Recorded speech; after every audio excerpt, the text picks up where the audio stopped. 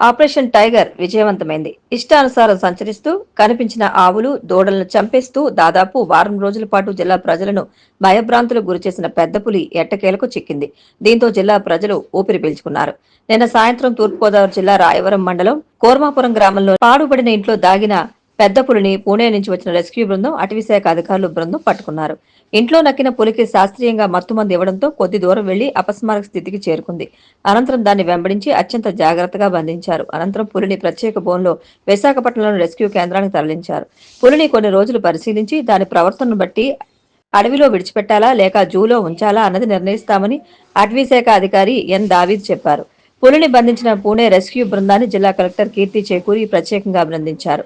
అటవీశాఖ, police, revenue శాఖల సమన్వయంతో నిర్వహించిన ఈ ఆపరేషన్లో వైజాగ్ చెందిన వెటర్నరీ డాక్టర్లు ఫణీంద్ర, భాను, రాజమహేంద్రవరం సీసీఎఫ్ అటవీశాఖాధికారి ఎన్ దావీద్ రాజు బృందం కీలక పాత్ర పోషించారని జిల్లా అటవీశాఖ అధికారి బి ప్రభాకర్ రావు తెలిపారు. రాజమహేంద్రవరంలోని హోటళ్లు, రెస్టారెంట్లో వినియోగిస్తున్న నూనెలు కల్తీగా తేలింది. కుళ్లిన నిల్వ మాంసాన్ని, కృత్రిమ రంగులను, కల్తీ మసాలా పేస్టులను వినియోగిస్తున్నట్లు ఈ తనిఖీల్లో వెల్లడైంది.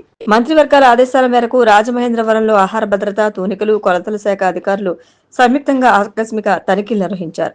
5 అధికారుల బృందాలు నగరంలోని 30 హోటళ్లు, రెస్టారెంట్లు, బిర్యానీ సెంటర్లు, స్వీట్ షాపులు, స్వీట్ల తయారీ కేంద్రాలు, బేకరీలో ఆహార పదార్థాలను పరిశీలించారు. ఈ సందర్భంగా అదే విధంగా కుళ్లిపోయిన మాంసం, మసాలా పేస్టులు, వండి నిల్వ ఉంచిన మాంసాహార పదార్థాలను సీజ్ చేసి నిర్వీర్యం చేశారు.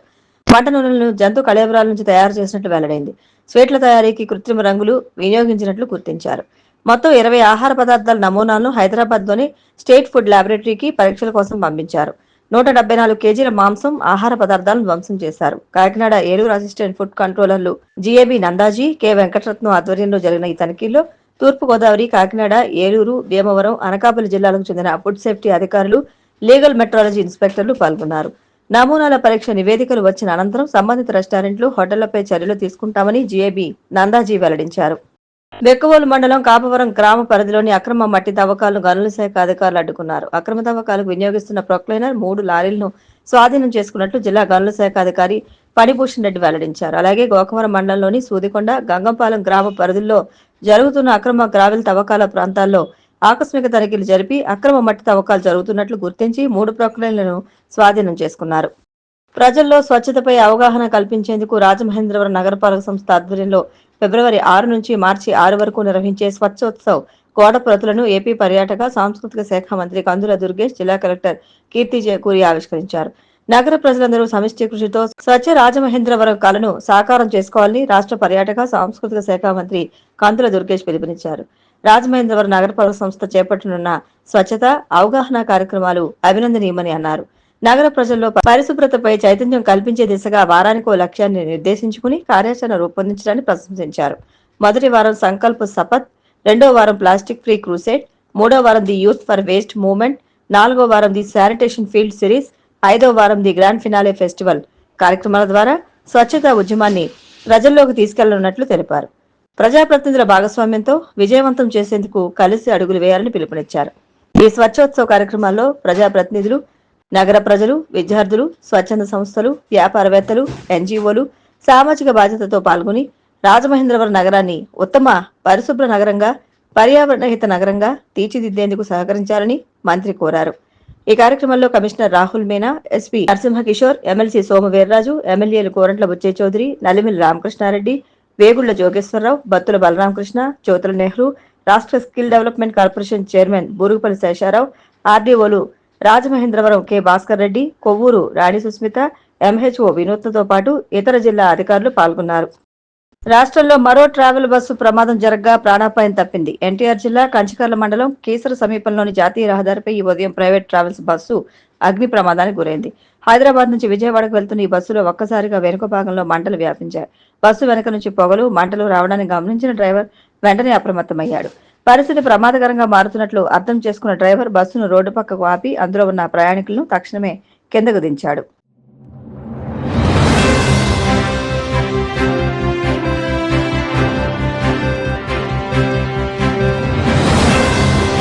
నమస్కారం.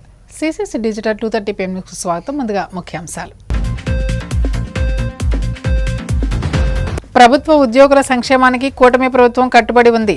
ఏపీ జేఏసీ అమరావతి రాష్ట్ర మహాసభలో మంత్రులు పయ్యావుల కేశవ, సత్యకుమార్. మెగా డిఎస్సి ద్వారా 16,000కు పైగా ఉద్యోగాలు కల్పించామన్న టీడీపీ రాష్ట్ర ప్రధాన కార్యదర్శి చింతకాల విజయ్. అమరావతి గ్రీన్ హైడ్రోజన్ హబ్తో రాష్ట్రానికి కొత్త గుర్తింపని ఉద్ఘాటన. మంగళగిరి జనసేన పార్టీ కార్యాలయంలో జనవాణి కార్యక్రమం. ప్రజల నుంచి అర్జీలు స్వీకరించిన ఎమ్మెల్యే మండలి బుద్ధప్రసాద్. మున్సిపల్ ఎన్నికల్లో కాంగ్రెస్కు బుద్ధి చెప్పాలన్న బీఆర్ఎస్ వర్కింగ్ ప్రెసిడెంట్ కేటీఆర్. ఇచ్చిన ఒక్క హామీని కూడా నిలబెట్టుకోలేదని విమర్శ. రాష్ట్ర ప్రభుత్వ ఉద్యోగుల సంక్షేమానికి కూటమి ప్రభుత్వం కట్టుబడి ఉందని మంత్రులు పయ్యావుల కేశవ్, సత్యకుమార్ స్పష్టం చేశారు. ఆంధ్రప్రదేశ్ ప్రభుత్వ ఉద్యోగుల సేవా సంఘాల ఐక్య కార్యాచరణ సమితి 4వ రాష్ట్ర మహాసభ తుమ్మలపల్లి కళాక్షేత్రంలో జరిగింది. తొలుత జేఏసీ అధ్యక్షులు బొప్పరాజు వెంకటేశ్వర్లు, ప్రధాన కార్యదర్శి పలిశెట్టి దామోదర్ ఆధ్వర్యంలో వేలాది మంది ఉద్యోగులు లెనిన్ సెంటర్ నుంచి ఏలూరు రోడ్డు మీదుగా భారీ ర్యాలీ నిర్వహించారు. అనంతరం జరిగిన సభకు మంత్రులు ముఖ్య అతిథిగా విచ్చేసి ప్రసంగించారు. వైద్య ఆరోగ్య శాఖ మంత్రి సత్యకుమార్ మాట్లాడుతూ ఉద్యోగులకు బకాయిలు చెల్లించేందుకు ప్రభుత్వం సానుకూలత ఉందన్నారు. శ్రీ పథకం ద్వారా వైద్య ఆరోగ్య శాఖకు లబ్ధి చేకూరుతుందన్నారు. ఈహెచ్ఎస్ను అప్డేట్ చేసి ఉద్యోగులకు వైద్య సేవలు అందేలా చర్యలు తీసుకుంటామన్నారు. వైద్య సేవకు సంబంధించిన సిఓ నిరంతరం చర్చలు జరిపారు. దాని తర్వాత చీఫ్ సెక్రటరీ గారి నేతృత్వంలో ఇది వేయడం కూడా జరిగింది. దాంట్లో మళ్ళా ఇవాళ ఆర్టీసీకి సంబంధించి వాళ్ళకి 20 తర్వాత రిటైర్డ్ అయిన వాళ్ళకి దీంట్లో చేర్చడమే కాకుండా తర్వాత వాళ్ళ మేనేజ్మెంట్ కమిటీలో కూడా తీసుకురావడం జరిగింది. ఇవాళ దీనికి మొత్తంగా 18 నెలలు జరుగుతున్న క్లెయిమ్స్ ని ఇవాళ 3 నెలలు తగ్గించే చేశాం. 25 మంది కొత్త డాక్టర్ల స్క్రూటినీకి డాక్టర్లు లేక ఆలస్యమయ్యేది. దాన్ని గుర్తించి 25 మంది కొత్త డాక్టర్లను కేవలం స్క్రూటినీ కోసమే తీసుకొచ్చి దాని కారణంగా ఈ క్లెయిమ్స్ పెండెన్సీ పీరియడ్ ని కూడా 18 మంత్స్ నుంచి 3 మంత్స్ కి తగ్గించే ప్రయత్నం చేస్తున్నాం. అది మాత్రమే కాకుండా ఇవాళ ఆర్టీసీని కూడా దీనిలోకి తీసుకురావడమే కాకుండా ఒక 25 అటానమస్ బాడీలు ఏవైతే ఉన్నాయో వాటిని కూడా దీనికి అనుసంధానిస్తున్నాం. అదేవిధంగా ఈ ట్రైబల్ వెల్ఫేర్ ఎడ్యుకేషన్ సొసైటీ కానీ, ఏపీ స్టెప్ కానీ, లేదా ఖాళీ విలేజ్ ఇండస్ట్రీస్ కానీ ఇటువంటి 4 అటానమస్ బాడీలను కూడా దీంతో అనుసంధానిస్తున్నాం. తర్వాత డిఎంఈ నెట్వర్క్ హాస్పిటల్స్ అన్ని ఒక పోర్టల్లోకి తీసుకుంటున్నాం. తర్వాత ప్రతి ఒక్కరు కూడా డిజిటల్ హెల్త్ కార్డు ఇచ్చే ప్రయత్నం చేస్తున్నాం. ఇవన్నీ కాకుండా ఒక ఎన్టీఆర్ వైద్య సేవ పోర్టల్లో ఈ క్లెయిమ్స్ కి సంబంధించి ఏదైనా గ్రీవెన్సెస్ ఉన్నా, కంప్లైంట్స్ ఉన్నా వాటిని సత్వరమే పరిష్కరించి ఏ ఉద్యోగస్తులకు కూడా ఈహెచ్ఎస్ కార్డు తీసుకుపోయిన తర్వాత ఏ ఎంపానల్డ్ హాస్పిటల్ కూడా కాదు అని చెప్పడానికి లేని పరిస్థితులు తీసుకొచ్చి సమాజంలో భాగంగా ఉంటున్న ఉద్యోగస్తుల ఆరోగ్య సంరక్షణ బాధ్యత కూడా ఇవాళ చంద్రబాబు నాయుడు గారి నాయకత్వంలో, పవన్ కళ్యాణ్ గారి నాయకత్వంలో కూటమి ప్రభుత్వం తీసుకొస్తుంది. కూటమి పట్ల మీరు విశ్వాసం ప్రకటించారు, కూటమి కోసం మీరు పనిచేశారు, మంచి కోసం పనిచేసి సమాజం కోసం పనిచేశారు. ఈ కూటమిలో ప్రతి ఒక్కరూ దాన్ని గుర్తుపెట్టుకుంటాం. మీరు చూపించిన ప్రేమానురాగాలకి ఖచ్చితంగా మీరు మీ ఇచ్చిన ఆశీర్వాదానికి రుణం తీర్చుకునే ప్రయత్నం ఖచ్చితంగా కూటమి ప్రభుత్వం చేస్తుందని ఈ సందర్భంగా నేను తెలియజేస్తున్నా. మనం అందరం కలిసి పనిచేయాల్సింది. మన ముఖ్యమంత్రి గారు నిర్దేశించిన స్వర్ణాంధ్ర లక్ష్యమే హెల్దీ, వెల్దీ, హ్యాపీ ఆంధ్రప్రదేశ్ నిర్మాణంలో మనం భాగస్వాములు కావాల్సింది. అదేవిధంగా మన ప్రధానమంత్రి మన ముందు లక్షించి తన కలలు కంటున్న వికసిత ఆంధ్రప్రదేశ్ రాబోయే రోజుల్లో ఇప్పటికే 11వ స్థానంలో కునారెళ్ళిపోతున్న మన ఆర్థిక వ్యవస్థని 4వ స్థానానికి, వచ్చే సంవత్సరం 3వ స్థానానికి తీసుకెళ్తూ మనం స్వాతంత్రం సిద్ధించి 100 సంవత్సరాలు పూర్తి చేసుకుంటున్న సందర్భంగా చేసుకునే సంబరాల్లో ఈ భారతదేశాన్ని నెంబర్ 1 ఆర్థిక వ్యవస్థగా చేయాలనే లక్ష్యం పెట్టుకున్నారు. ఆ లక్ష్యంలో ఈ దేశంలో ఉంటున్న 140 కోట్ల ప్రజలు భాగస్వామ్యం వహించాల్సి వస్తే ప్రధాన భాగస్వామ్యం వహించాల్సిన బాధ్యత ఉద్యోగస్తులది. కాబట్టి మనం అందరం కలిసి మన బాధ్యత నిర్వర్తిద్దాం. ప్రభుత్వం వైపు నుంచి మనకు రావాల్సిన వాటిని నిరంతరం మనం సంప్రదింపుల ద్వారా వాటిని పరిష్కరించుకునే ప్రయత్నం చేద్దాం. దాంట్లో ఎప్పుడు కావాల్సి అప్పుడు మీకు ముఖ్యమంత్రి గారికి మధ్యగా వారధిగా పనిచేయడానికి మేము సదా సిద్ధంగా ఉంటామని తెలియజేస్తూ, కూటమి ప్రభుత్వంపై ఏర్పడిన బలమైన నమ్మకంతోనే ఆంధ్రప్రదేశ్కు పెట్టుబడులు వెల్లువెత్తుతున్నాయని దేశవ్యాప్తంగా వచ్చిన సర్వేల్లో ఏపీ అగ్రస్థానంలో నిలిచిందని టీడీపీ రాష్ట్ర ప్రధాన కార్యదర్శి చింతకాల విజయ్ అన్నారు. మంగళగిరిలోని టీడీపీ కేంద్ర కార్యాలయంలో ఆయన మీడియా సమావేశంలో మాట్లాడారు. రాష్ట్ర నాయకత్వం పాలనపై దేశవ్యాప్తంగా చర్చ జరుగుతుందని, ఇది మాటల ప్రచారం కాదని, గణాంకాల నిదర్శనమని స్పష్టం చేశారు. దేశంలోని మొత్తం పెట్టుబడుల్లో సుమారు 25.3%తో ఏపీ నెంబర్ 1 స్థానంలో ఉందని, పెట్టుబడుల ఆకర్షణలో ముంబై, మహారాష్ట్ర వంటి రాష్ట్రాలను కూడా అధిగమించిందని వివరించారు. గతంలో భయపడి పారిపోయిన పెట్టుబడిదారులు ఇప్పుడు పోటీపడి రాష్ట్రానికి రావడం కూటమి ప్రభుత్వంపై విశ్వసనీయతకు నిదర్శనమన్నారు. మనం ఈరోజు దేశంలో ఎక్కడ చూసినా కూడా ఆంధ్రప్రదేశ్ గురించే మాట్లాడే విధంగా నాయకత్వం నడుస్తుంది. చంద్రబాబు నాయుడు గారు కానీ, లోకేష్ గారు కానీ ఈ కూటమి ప్రభుత్వాన్ని అత్యంత వేగంగా యాక్సలరేటెడ్ గ్రోత్ కింద తీసుకెళ్తూ ఎక్కడా కూడా బ్రేక్ వేయకుండా ఇన్వెస్ట్మెంట్స్ అన్నీ కూడా ఆంధ్రప్రదేశ్కి అట్రాక్ట్ అయ్యే విధంగా ముందుకు తీసుకెళ్తున్నారు. ఈరోజు రాజకీయంగా మేము చెప్పింది కాదు, ప్రతి సోషియో ఎకనామిక్ సర్వేస్ తీసుకోండి, ఏ సైటేషన్స్ అయినా తీసుకోండి, ఏ సర్వేలైనా తీసుకోండి, ఈరోజు ఆంధ్రప్రదేశ్ ఇన్వెస్ట్మెంట్స్ మొత్తం సుమారుగా 25.3% ఇన్వెస్ట్మెంట్స్ ఈ దేశంలోని ఆంధ్రప్రదేశ్ నెంబర్ 1గా నిలిచి, అంటే ముంబై కంట నెంబర్ 1గా నిలిచి, మహారాష్ట్ర కంట నెంబర్ 1గా నిలిచి. నేను ముంబై, మహారాష్ట్ర ఎందుకు నేను రెఫరెన్స్ తీశానంటే, ఫైనాన్షియల్ క్యాపిటల్ ఆఫ్ ఇండియా అనేది మహారాష్ట్ర అని ఆ స్టేట్లో ఉన్న ముంబై సిటీ గురించి మాట్లాడతారు. కానీ ఈరోజు 25.1% సుమారుగా ఈరోజు ఇండియాలో ఉన్న ఇన్వెస్ట్మెంట్స్ అన్నీ కూడా ఆంధ్రప్రదేశ్కి తీసుకొస్తున్నామంటే అది సిబిఎన్ బ్రాండ్. అంటే ఆ బ్రాండ్ సిబిఎన్ కోసమే ఈరోజు ప్రజలు ఓటేశారు. యువగలంలో నారా లోకేష్ గారు వేలాది కిలోమీటర్లు నడిచినప్పుడు ఒకటే అన్నారు, నన్ను నమ్మండి, నాకు ఈ స్టేట్ మీద ఉన్న ఆ ప్రేమ, ఆ థర్స్ట్ ఏదైతే ఉందో, ఈరోజు జాబులు తీసుకొస్తాను, 20 లక్షల జాబులు తీసుకొస్తానని చెప్పారు. ఆ మాట మీద నిలబడ్డానికని చెప్పి ఈ 18 నెలల్లోని ప్రతి దేశానికి తిరగడం, సింగపూర్ వెళ్ళారు, యుఎస్ఏ వెళ్ళారు, మన దావోస్కి వెళ్ళి కాన్ఫిడెంట్గా ఒక కంపాషన్ తోటి, ఒక కమిట్మెంట్ తోటి ఈరోజు మాట్లాడి అక్కడి నుంచి ఇన్వెస్ట్మెంట్స్ కూడా తీసుకురావడానికి చంద్రబాబు నాయుడు గారు కానీ నారా లోకేష్ గారు ఎంత ప్రయత్నిస్తున్నారో మీ అందరికీ తెలుసు. ఈరోజు ఐటీ నుంచి ఇన్ఫ్రాస్ట్రక్చర్ వరకు, ఎనర్జీ నుంచి ఎలక్ట్రానిక్స్ వరకు, ఎక్కడ ఏ సెక్టార్ తీసుకోండి, ఏ కంపెనీ తీసుకోండి, ఆంధ్రప్రదేశ్ వైపు చూస్తుంది. గూగుల్ డేటా సెంటర్ ఈరోజు చూస్తే ఫారెన్ డైరెక్ట్ ఇన్వెస్ట్మెంట్ ఆంధ్రప్రదేశ్లోనే పెట్టాలి, వైజాగ్లో పెట్టాలని చెప్పి మొట్టమొదటి నుంచి ఒక బ్రాండ్ ఇమేజ్ సిబిఎన్ అనే బ్రాండ్ ఇమేజ్ మీదే ఈరోజు గూగుల్ డేటా సెంటర్ సుందర పిచ్చయ్య ప్రైమ్ మినిస్టర్ గారిని కలిసిన తర్వాత వైజాగ్లో పెట్టాలని ఎందుకు నిర్ణయం తీసుకున్నారంటే, ఒక హెల్దీ ఎకోసిస్టమ్ని ఆంధ్రప్రదేశ్ని ముందుకు తీసుకెళ్తుంది నారా చంద్రబాబు నాయుడు గారు, నారా లోకేష్ గారు. కాబట్టి ఈరోజు మనం చూసుకోవచ్చు, నేను ఏ రోజు మాటలతో చెప్తున్నానని ప్రజలందరూ అనుకోవచ్చు. పాలిటిక్స్ పరంగా ప్రతి ఒక్కరు మాట్లాడతారు, మేము డెవలప్మెంట్ చేశారని చాలామంది మాట్లాడతారు. కానీ ఈరోజు మనం చూసుకుంటే మనకి జిఎస్డిపి ఆంధ్రప్రదేశ్ది 12.94%, అంటే 13% సుమారుగా ఈరోజు జిఎస్డిపి మనకు ఆంధ్రప్రదేశ్ది ఉందంటే అది చిన్న విషయం కాదు. మనకి ఈరోజు ఇండియా జీడిపికే మనం కాంట్రిబ్యూట్ చేసే విధంగా ముందుకు తీసుకెళ్తున్నాం, యాక్సిలరేటెడ్ ఎకానమీని ముందుకు తీసుకెళ్తున్నాం అంటే అది ఆంధ్రప్రదేశ్ని అత్యంత ఉన్నత స్థానంలో కూర్చోబెట్టే క్రెడిట్ నారా చంద్రబాబు నాయుడు గారికి దక్కుతుందని చెప్పి సందర్భంగా చెప్పదలుచుకున్నాను. అందుకే మన ఇప్పుడున్న జంజీ జనరేషన్ మొత్తం తెలుసుకోవాల్సిన విషయం ఏంటంటే, ఆయన ఐటీ మిలీనియం ఆఫ్ ఇండియన్ అప్పుడు లోని ఒక అవార్డు తీసుకొచ్చి జనసేన పార్టీ ఎమ్మెల్యేలు జనవాణి కార్యక్రమంలో పాల్గొని రాష్ట్రంలోని పలు ప్రాంతాల నుండి వచ్చిన ప్రజల సమస్యలకు సంబంధించిన అర్జీలు స్వీకరిస్తున్నారు. అనంతరం వాటిని అధినేతల దృష్టికి తీసుకువెళ్లి పరిష్కరిస్తామని హామీ ఇస్తున్నారు. ఈ నేపథ్యంలో మంగళగిరి జనసేన పార్టీ కేంద్ర కార్యాలయంలో నిర్వహించిన జనవాణి కార్యక్రమంలో పలు ప్రాంతాల నుంచి వచ్చిన ప్రజల నుంచి ఎమ్మెల్యే మండలి బుద్ధప్రసాద్ అర్జీలు స్వీకరించారు. పలు సమస్యలపై తక్షణం సంబంధిత అధికారులతో మాట్లాడి పరిష్కార మార్గాలు చూపారు.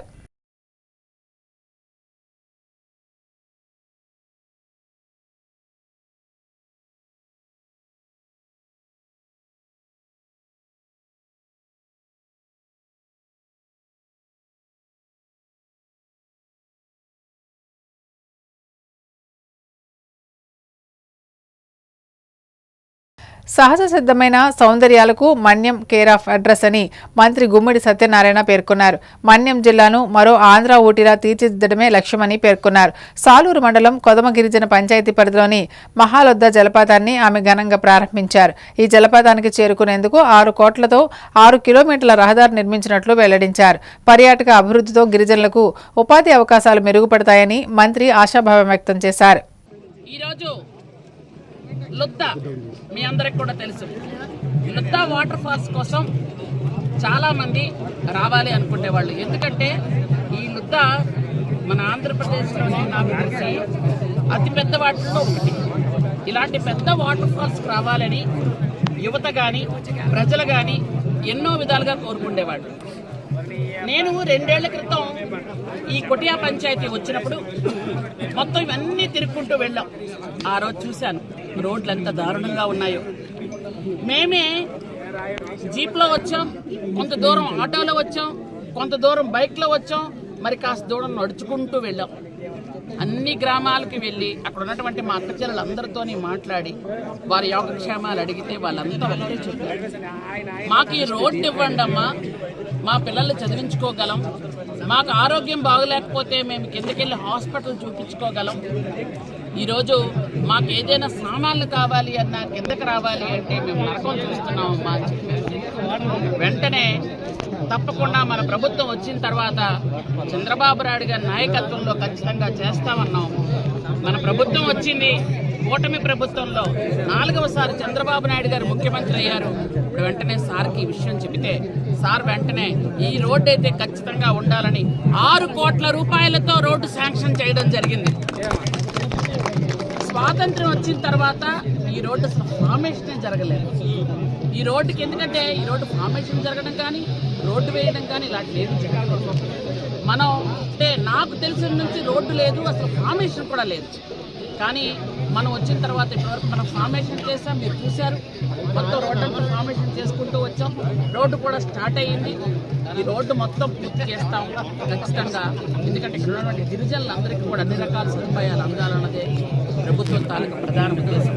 వాళ్ళ బిడ్డగా వాళ్ళ కష్టకాలు తెలుసుకోవాలన్న ఉద్దేశంతో ఈరోజు ఇంతగా ఇది లొద్ద అయితే మహాలొద్ద అని మా కలెక్టర్ గారు అన్నారు. ఎందుకంటే ఇంత పెద్ద జలపాతాన్ని మేము ఎక్కడ చూడలేదమ్మా అని. ఎందుకంటే వాళ్ళంతా వేరే వేరే జిల్లా నుంచి వచ్చిన వాళ్ళకి ఈ జలపాతాలు చూస్తే అరుకే చాలా బాగుంటుందేమో చాలామంది అనుకునేవాళ్ళు. కానీ సహజ సిద్ధమైన సౌందర్యాలకి మన పార్వతీపురం మన్యం జిల్లా కూడా పెట్టింది పేరు అని తెలియడానికి. ఎందుకంటే ఇది జలపాతాల జిల్లా, మన్యం జిల్లా. ఎందుకంటే కురుపాం నియోజకవర్గంలో చూస్తే మొన్నే కుసా జలపాతం ఓపెన్ చేసి ఎంత పెద్ద అనుకుంటున్నారు. అంటే ఇవి వెళ్ళడానికి రూట్లు లేక చాలామంది వెళ్ళలేకపోతున్నారు. ఇప్పుడు యువత రావాలి చెయ్యాలి అంటే అందుకని ఇక్కడ ట్రెక్కింగ్ ఏర్పాటు చేస్తాం. మీరు ఆ పైన కూడా చూశారు.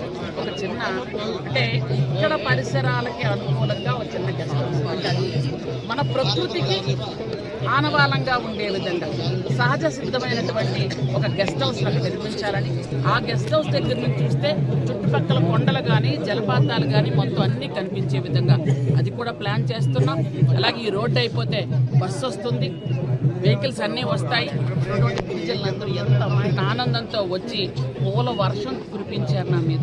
ఇక్కడికి వచ్చిన అందరినీ కూడా అందరికీ బొట్లు పెట్టి హారతలిచ్చి మాకు మీరు రోడ్డు ఇచ్చారని ప్రతి ఒక్కరికి థ్యాంక్స్ చెప్తున్నారు. తిరుమల శ్రీవారి లడ్డూ ప్రసాదంపై ముఖ్యమంత్రి చంద్రబాబు కూటమి నేతలు చేస్తున్న ఆరోపణలు వైసీపీ ఎంపీలు తీవ్రంగా ఖండించారు.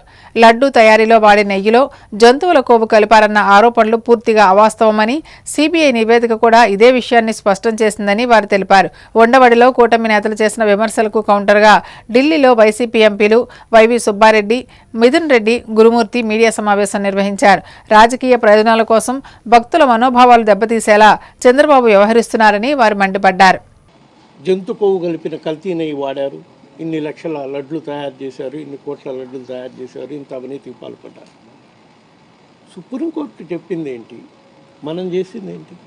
సిట్ ఏం చెప్పింది? జంతు కొవ్వు లేదని చెప్పి సిబిఐ స్పష్టంగా చెప్పినా కూడా ఈ విధంగా ఫ్లెక్సీలు వేసి దుష్ప్రచారం చేయటం అంటే వైఎస్ఆర్ కాంగ్రెస్ పార్టీకి కుట్రపూరితంగా ఆ నెపం అంటగట్టాలనే దుర్దృష్టంతోనే ఈ కూటమి ప్రభుత్వం పెద్దలు చేస్తున్నారనేది క్లియర్గా అర్థమవుతుంది. ఆ ఫ్లెక్సీలు ఒకవేళ మాకు తెలిసిన కాడికి అన్ని చోట్ల ఫ్లెక్సీలు పెట్టిన వాళ్ళు తెలుగుదేశం కార్యకర్తలే వాళ్ళే పెడుతున్నారు. బట్ వాళ్ళు పెట్టలేదు అనుకోండి, పోలీసులు చేత తీయించాల్సిన బాధ్యత ప్రభుత్వంపై లేదా? ఎందుకంటే సిటిజన్ రిపోర్ట్ ప్రకారం జంతు కొవ్వలేదని చెప్పారు కదా. సో ఇవన్నీ ఇట్లా ఉంటే అది జరగకుండా ఈ వారం రోజుల నుంచి క్యాబినెట్ మీటింగ్ అయిన దగ్గర నుంచి దుష్ప్రచారం చేయటం, నన్ను, బోర్డు సభ్యుల్ని, మా పార్టీని, మా పార్టీ అధ్యక్షుడు జగన్మోహన్ రెడ్డి గారిని మళ్ళా మా మీద దుష్ప్రచారం చేసే కార్యక్రమం చేస్తున్నారు. ఇప్పుడు కూడా నిన్న జరిగిన క్యాబినెట్ మీటింగ్ తర్వాత మంత్రులు మాట్లాడతారు. వాళ్ళు మాట్లాడిన కొన్ని ప్రధాన అంశాలకు నేను చెప్తాను. 2024లో చంద్రబాబు నాయుడు గారు ఆ విధంగా మాట్లాడటానికి కారణం ఎన్డీడీబీ కాల్ఫ్ రిపోర్ట్ ఇచ్చింది. ఆ రిపోర్ట్లో క్లియర్గా జంతు కొవ్వు కానీ ఫిష్ ఆయిల్ కానీ ఉందని చెప్పారు అని చెప్తున్నారు. ఇదే ఎన్డీడీబీ రిపోర్ట్ వాళ్ళు చెప్పారు. జంతు కొవ్వు ఉందని రిపోర్ట్లో ఉంది కాబట్టే ఆ రోజు చంద్రబాబు నాయుడు గారు మాట్లాడారు అనేది కరెక్ట్ కాదు. ఎన్డీడీబీ రిపోర్ట్లో ఉంది, ఇది మెన్షన్ చేశారు, కానీ పైన రాశారు క్లియర్గా సస్పెక్టెడ్. దృష్టి ఇచ్చిన హామీల నుంచి డైవర్ట్ చేసేదానికి, అదేవిధంగా హిందువుల మనోభావాలు ఆసరాగా తీసుకొని హిందూ మనోభావాల్ని రెచ్చగొట్టి రాజకీయంగా లబ్ధి పొందాలని చెప్పి చంద్రబాబు నాయుడు గారు ఎటువంటి సరైన సాక్ష్యాధారాలు లేకుండా దేవుడిని సాక్షాత్ వెంకటేశ్వర స్వామి ప్రసాదాన్ని ఈరోజు రాజకీయాల్లోకి లాగడం జరిగింది. అందులో హిందువులు పవిత్రంగా భావించే తిరుపతి లడ్డులో జంతు కొవ్వు ఉంది అని చెప్పి, మిగతా ఫిష్ ఆయిల్ ఉందని చెప్పి రకరకాల ఆరోపణలు ఎటువంటి సాక్ష్యాధారాలు లేకుండా చేయడం జరిగింది. ఆయనే కాదు, ఆయన కూటమిలో ఉండే మిగతా నాయకులు కూడా చెప్పడం జరిగింది. ఇది చాలా ఘోరమైన తప్పిదము. ఇదంతా కూడా మొదటి నుంచి కూడా పెద్దలు సుబ్బారెడ్డి గారు కానీ వైఎస్ఆర్సీపీ నాయకులు అందరూ కూడా ఇదంతా కూడా తప్పు అని చెప్పి చెప్తూనే వస్తున్నారు. అదే విషయము ఈరోజు సుప్రీంకోర్టు ఆదేశాల మేరకు వేసిన సిబిఐతో కూడిన సిట్ వాళ్ళ ఛార్జ్షీట్లో కూడా వాళ్ళు సుప్రీంకోర్టుకు ఫైల్ చేయడం జరిగింది.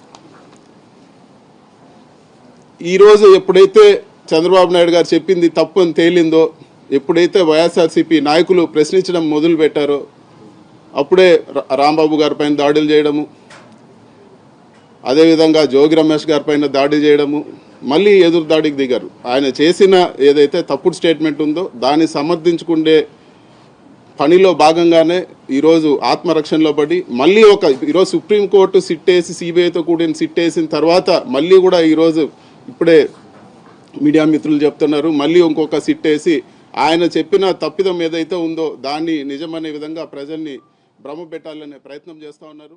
సామర్లకోట చాళుక్య శ్రీ కుమార భీమేశ్వర స్వామి దేవస్థానంలో శివరాత్రి ఉత్సవాల నిర్వహణపై దేవాదాయ, పురపాలక, రోడ్లు, భవనాలు, రెవెన్యూ, పోలీస్, మత్స్య, వైద్య, ఆరోగ్యం, ఆర్డబ్ల్యూఎస్, అగ్నిమాపక, ఇరిగేషన్ తదితర శాఖల అధికారులతో కలిసి కాకినాడ జిల్లా కలెక్టర్ షణ్మోహన్ ఆలయ ప్రాంగణాన్ని పరిశీలించి ఏర్పాట్ల వివరాలపై ఆరా తీశారు. శాఖల వారీగా చేపట్టాల్సిన పనులపై అధికారులకు జిల్లా కలెక్టర్ దిశానిర్దేశం చేశారు. ఆయా శాఖ అధికారులు చేపట్టాల్సిన పనులపై ప్రత్యేక దృష్టి పెట్టి సమన్వయంతో పనిచేయాలని కలెక్టర్ షణ్మోహన్ అధికారులను ఆదేశించారు.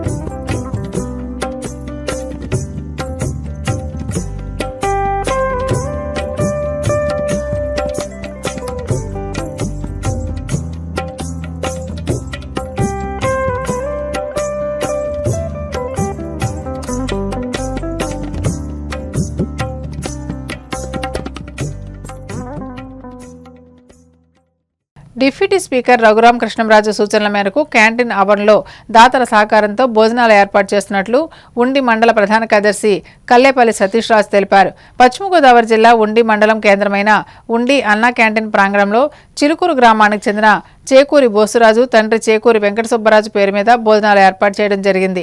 ఉపసభాపతి రఘురామకృష్ణంరాజు ఆశయాలకు తగ్గట్టుగా ప్రతిరోజు దాతల సహకారంతో పేదవారి ఆకలి తీర్చేందుకు కృషి చేస్తున్నామని అన్నారు.